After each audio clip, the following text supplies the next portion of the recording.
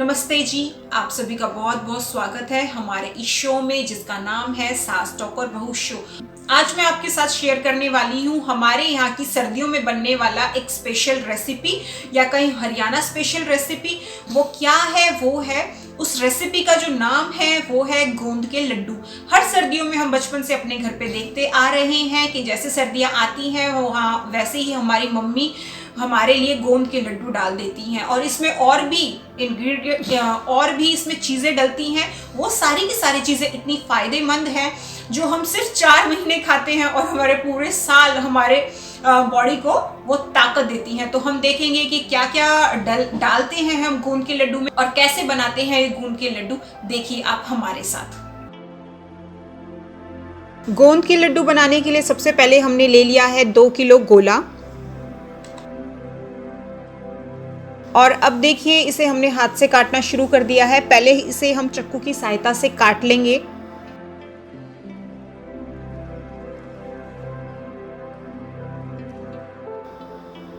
ये देखिए 2 किलो गोला पूरा कट चुका है। इसके बाद हमने लिया है 1 किलो बादाम, आधा किलो काजू। ये देखिए काजू हमने पीस लिए हैं। ये थोड़ा हमने मोटा मोटा पीसा है, आप अपने हिसाब से इसे पीस सकते हैं। ये बादाम पीस रहे हैं। अब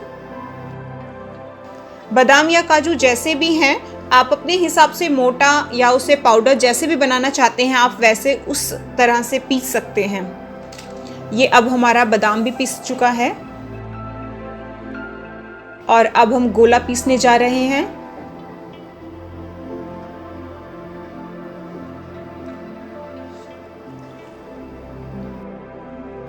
और देखिए ये गोला भी पिस चुका है।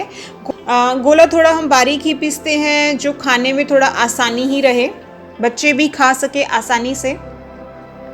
अब देखिए ये गोला, काजू और बादाम तीनों हमने पीस के लिए रख लिए हैं। अब ये देखिए हमने 1 किलो चना और भुगड़े लिए हैं, हमारे यहाँ पर भुगड़े ही कहते हैं इसे। और अब हम इसे भी पीसने जा रहे हैं।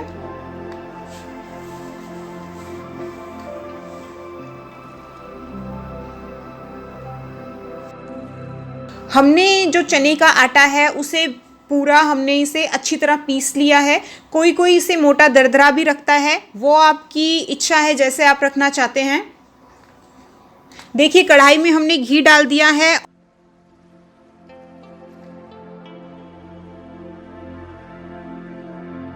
और अब हम इसमें डालने जा रहे हैं 2 किलो आटा।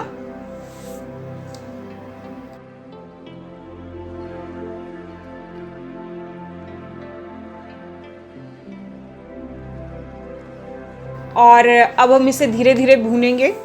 भूनने में जो टाइम लगेगा वो बहुत थोड़ा लंबा प्रोसेस है। अगर मीडियम गैस पे भूनेंगे तो वो अच्छे से भुन जाएगा। और देखिए अब हमने साथ ही साथ इसमें अब चने का आटा भी डाल दिया है। अब हम इसे मिक्स कर लेंगे। देखिए ये अच्छी तरह मिक्स हो चुका है। और घी अगर आपको कम लगेगा तो आप बीच में भी डाल सकते हैं, जैसे हमने बीच में भी घी डाला है, कम लग रहा था। देखिए अब आटे ने अपना धीरे धीरे रंग बदल दिया है और अब ये सुनहरा हो गया है। अगर हल्का हल्का ये ब्राउन हो जाए तो इसका मतलब ये भुन चुका है और हमारा आटा भी अब भुन चुका है। और अब हम नेक्स्ट मखाने तल रहे हैं। हमने 250 ग्राम मखाने लिए हैं और ये भी अगर सुनहरे हो जाएंगे तभी आप इनको फटाफट से निकाल लीजिएगा। इसको तलने में ज़्यादा टाइम नहीं लगता, ये फटाफट से तल लिया जाता है। और ये देखिए ये मिक्सी में डाल दिया है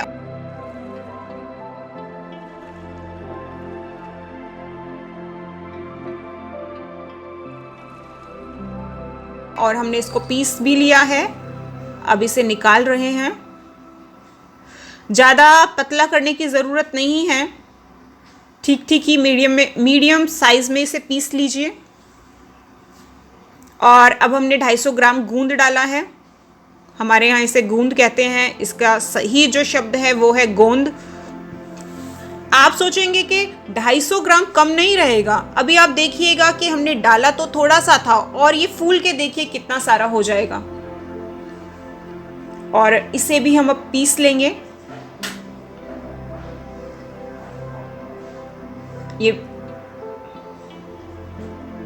देखिए हमने पीस लिया है और आप ये देखिए कितना पतला हो गया है, क्योंकि इसमें घी भी है काफ़ी सारा, इसमें घी भी है काफ़ी सारा।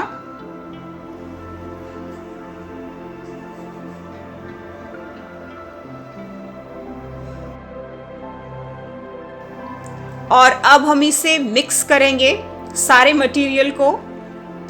हमने इसमें गोला डाल दिया है, गोले के साथ बादाम और काजू भी थे। और अब हम डाल रहे हैं इसमें जो हमने गोंद और मखाने का मिक्सचर जो रेडी किया था वो हम डाल रहे हैं इसमें। अब हम इसमें डाल रहे हैं चना और आटा जो हमने भून लिया था। और अब हम इसमें डाल रहे हैं 7 किलो खंड। अब इसको हम अच्छी तरह मिक्स कर लेंगे हाथों की सहायता से, क्योंकि ये मटेरियल बहुत ज़्यादा है इसलिए हम इसे किसी चमचे से किसी से मिक्स नहीं कर सकते, इसलिए हाथों से ही मिक्स करना पड़ेगा। अच्छा, एक बात मिक्स करते हुए ध्यान रखिएगा, इस तरह से मिक्स कीजिएगा, इसमें आटे की जो गांठें बन जाती हैं वो नहीं होनी चाहिए। ये अच्छी तरह से मिक्स हो जाए, हाथों से मसल कर भी मिक्स करना पड़े तो वो भी कीजिएगा।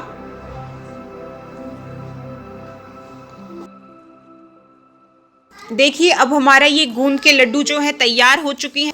और ये देखिए ये है हमारा एक प्रोसेस। हम इसके लड्डू नहीं बनाते हैं, हम इसे डब्बे में भर के रख लेते हैं। देखिए वो है 5 किलो का डब्बा, वो भर लिया है। एक और हम डब्बा आगे भरेंगे, वो भरेंगे हम एक 10 किलो का डब्बा। तो ये टोटल हमारा 15 किलो बना है।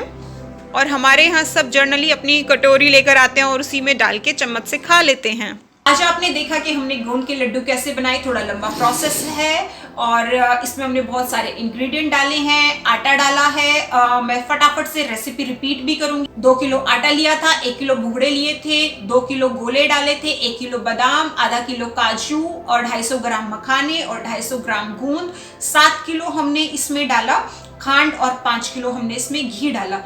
पहले प्री प्रोडक्शन से शुरू किया, फिर मेन किया और फिर पोस्ट प्रोडक्शन हमने इसको कैसे किया मैंने वो आपको डिटेल में ये सब बताया। तो पहले हमने गोले को काटा है और गोले को हमने मिक्सी कर लिया है। हाँ, पहले जैसे मेरी मम्मी करती थी वो भी मैं आपको बताऊंगी कि क्या करती थी। हमारे पास इमाम दस्ता होता है। इमाम दस्ता आप लोगों को पता होगा लोहे का होता है और कूटने वाला जो मुसल होता है वो भी लोहे का होता है। उससे कूट के पहले घंटों तक उसको कूटते थे और सारा जो गोला होता था उसको इतना पतला कर लेते थे जैसे खाने में आसान हो जाए। लेकिन अभी ऐसा है नहीं, तो हम काट के उसे मिक्सी कर लेते हैं। डायरेक्ट मिक्सी करने की गलती बिल्कुल भी मत कीजिएगा, क्योंकि मिक्सी वो बिल्कुल भी नहीं होगा, इसलिए उसको काटने के बाद मिक्सी कीजिएगा। दूसरा, हमने उसी के साथ साथ जैसे हमने गोला किया मिक्सी किया, उसी के साथ साथ हमने बादाम और काजू को भी मिक्सी कर लिया। आप अगर मोटा मोटा रखना चाहते हैं तो आप उसको कम मिक्सी करें और पाउडर बनाना चाहते हैं तो आप ज़्यादा भी कर सकते हैं। ये उसके बाद थर्ड स्टेप में हमने आटे को और जो भुगड़े थे उनको भी पीस के दोनों आटों को हमने भून लिया। चौथे स्टेप पे हम पहुंचे तो हमने गूंद को और गूंद के साथ साथ जो मखाने थे उनको तल लिया और उनको भी मिक्सी कर लिया।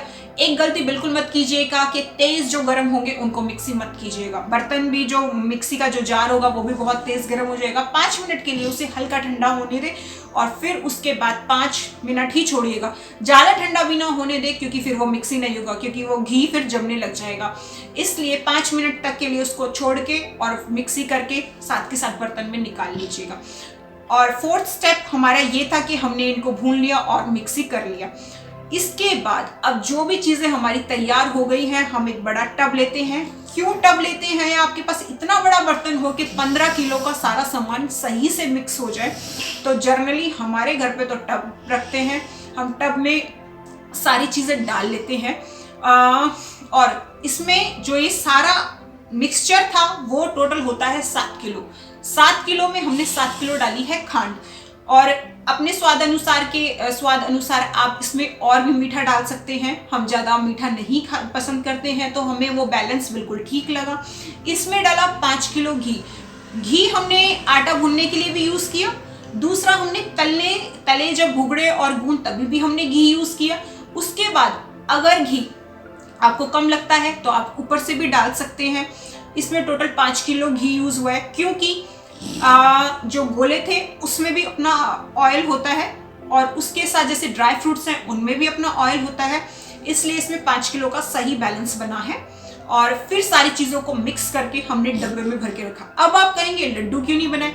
क्योंकि हमारे घर पर 1-2 किलो तो बन नहीं रहा है, हमारे घर पे बना है 10-15 किलो, उसके लड्डू हम कब तक बनाएंगे।